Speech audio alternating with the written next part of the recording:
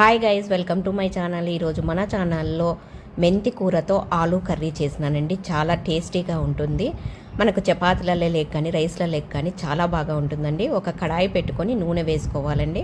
నూనె కాగిన తర్వాత ఆవాలు, జీలకర్ర, మినప్పాలు వేసుకొని వేయించుకోవాలండి. అవి కొంచెం వేగిన తర్వాత కరివేపాకు వేసుకొని వేయించుకోవాలి. తర్వాత సన్నగా తరిగి పెట్టుకున్న ఉల్లిపాయ ముక్కల్ని కూడా వేసుకొని వేయించుకోవాలి. ఇవి వేగుతూ ఉన్నప్పుడే మనము సన్నగా తరిగి పెట్టుకున్న టమోటా ముక్కల్ని కూడా వేసుకొని వేయించుకోవాలండి.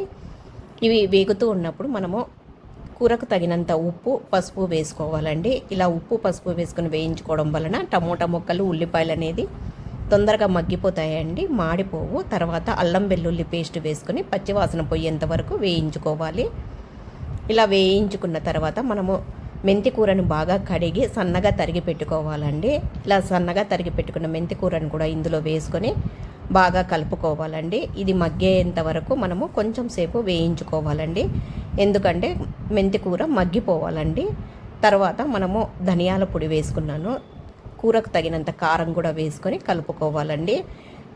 బంగాళదుంప లేని వాళ్ళు ఇలా పొడి కూరగా చేసుకొని కూడా తీసుకోవచ్చండి. నేను పిల్లల కోసము, పెద్దల కోసము కొంచెం బంగాళదుంపని యాడ్ చేస్తే టేస్ట్ ఉంటుంది కాబట్టి ఇలా మెంతి కూరలో బంగాళదుంపలను ఉడికించి చిన్న చిన్న ముక్కలుగా స్మాష్ చేసుకున్న వాటిని వేసి చేస్తున్నాను. చాలా టేస్టీగా ఉంటుందండి. ఇలా మొత్తము మెంతి కూర మసాలా అంతా బంగాళదుంపలకు పట్టేంత వరకు మనము కలుపుకోవాలండి.